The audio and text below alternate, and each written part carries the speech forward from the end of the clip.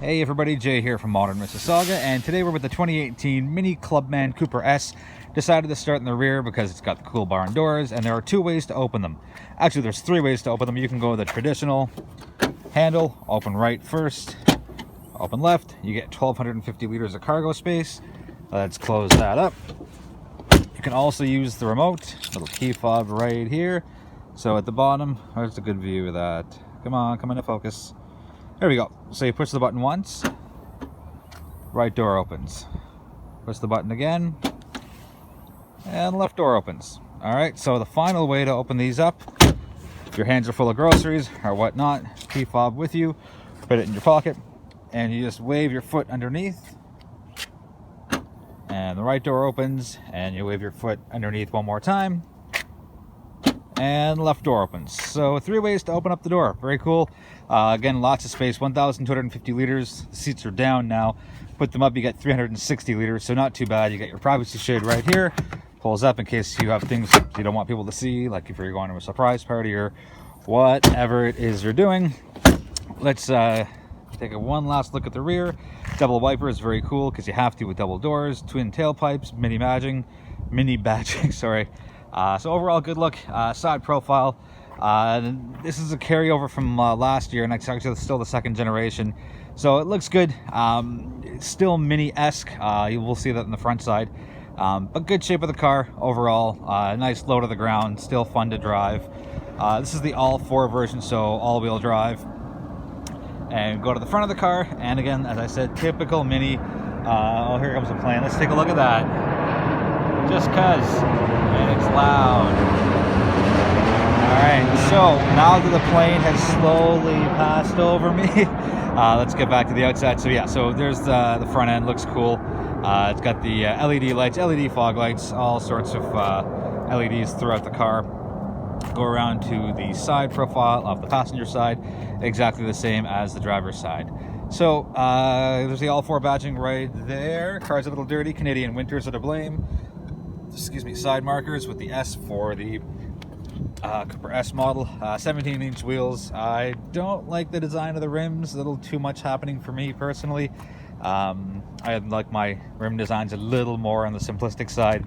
And we'll wrap up again with the shot of the rear. Okay, we'll be right back taking a look at the inside. All right, back with the 2018 Mini Clubman Cooper S. Here's a look at the rear seats. I kept one seat down just to kind of show you how it goes. It is not the 40-20-40. It's just the, what is that, 70-30 split, it looks like from here. Maybe 80-20? 70-30. Good looking seats here. I don't remember the exact name of it. I'll put it in the comments. But nice blue leather. You don't see that very often. The brown piping, very, very cool touch. And it matches the maroon color of the exterior and this model specifically. Look at the front end of the car, also known as the interior front. I'm not good with words today. It's daylight savings, lost an hour, so my clock's a little off. Anyways, that's what it looks like from the rear seats up front. Sorry, the wheels tilted a touch. Let's get out of the rear and jump into the front seat. Oh, sorry, one thing I wanted to show you. Mini Cooper S, scuff plates, very, very nice. Memory options for two people in case you're sharing the car. So let's jump in. I've always liked the designs of the center console here. Kind of feels like a little airplane with all the switches up and down. Okay, good. Stop thinking. Yeah, pretty standard stuff for the mini design. I will try and be better with the words, I promise. As you guys know, instead of having it here for the 3 drive modes like most minis do, or used to anyway for that matter, the sport, green, and regular, there's a better look, sport, green, and comfort are controlled over there. Auto start stop. It's a little jarring with the auto start stop on the Mini. I've had better ones, but yeah, so I keep it off unless I know I'll be stuck at a light for a while, and then I'll throw it back on. There's your center console, all sorts of easy to operate navigations here. So is your audio, and that's all controlled through here.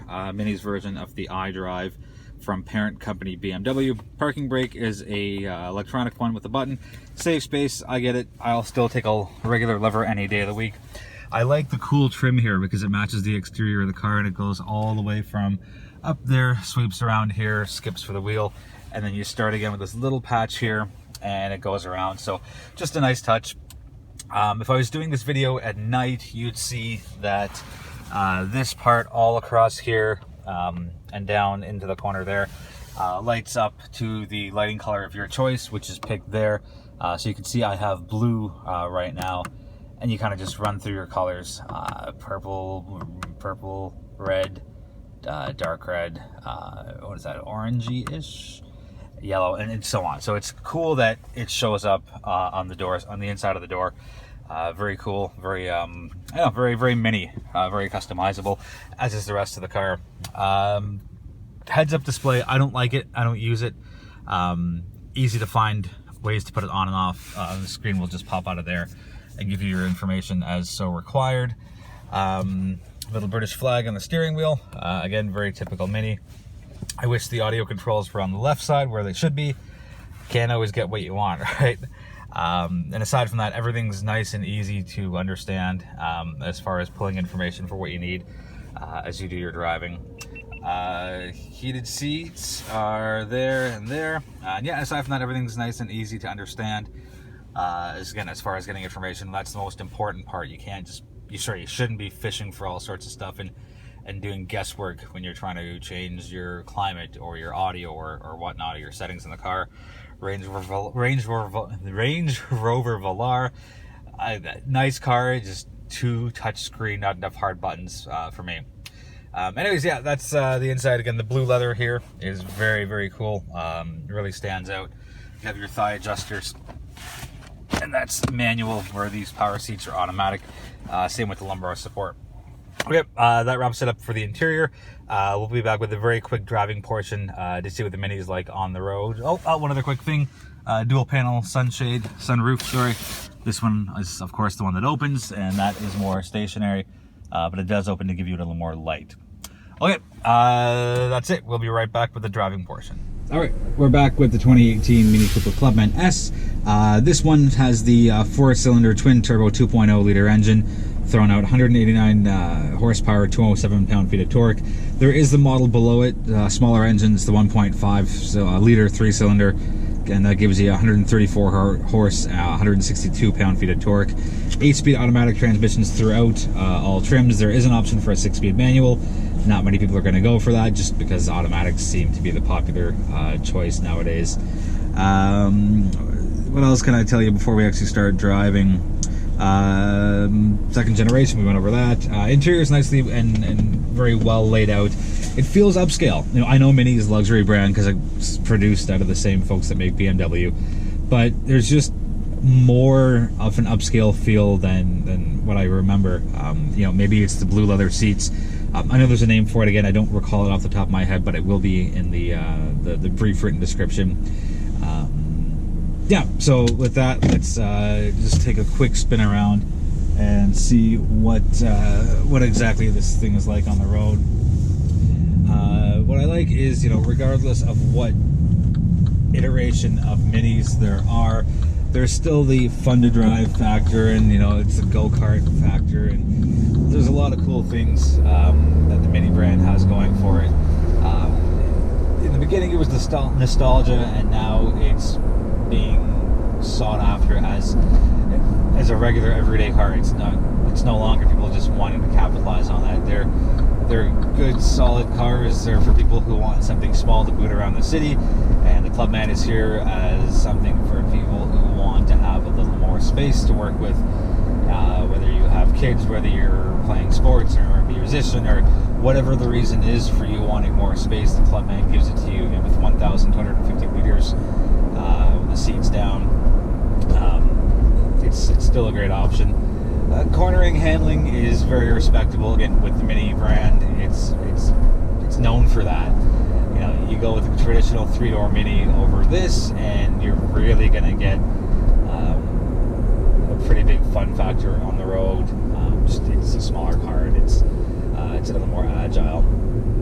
And oh, we seem to be stuck at a light, so this won't be all that great of a driving portion. But anyways, I can still talk about all sorts of stuff here as we wait for the light to switch. Everything's within arm's reach. You know, don't put your hand on the gear shift, because that's just dangerous, because you could slide it over into a different gear. Let me just angle the camera down a bit more so you can see that. Yeah, so that gets you your manual mode. No paddle shifters, thank goodness for that. I think paddle shifters are absolutely ridiculous. Very few of them get used at all.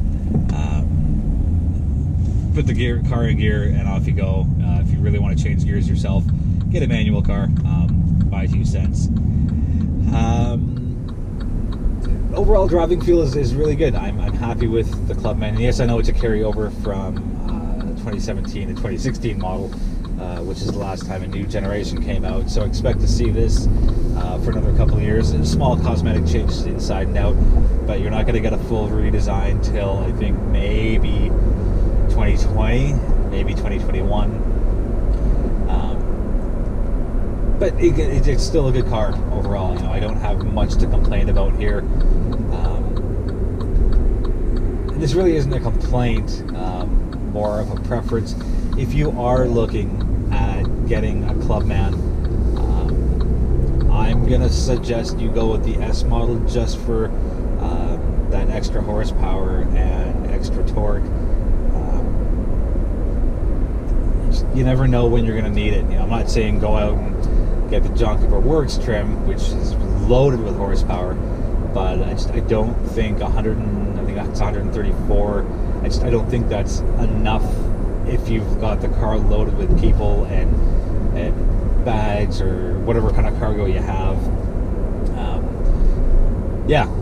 Sorry, it's been one of those weird days. I've been saying a lot, and I'm conscious of trying not to say it. So as I wrap this up, I will be even more conscious of not using the little filler words and sounds that I try to not do, but sometimes do. Steering feel is good and great, and I said cornering handling is done very, very well, and it feels responsive. Acceleration is very brisk. That's with the 189 horse and 207 pound-feet of torque, so you're really moving pretty quickly. I had Laura on the car.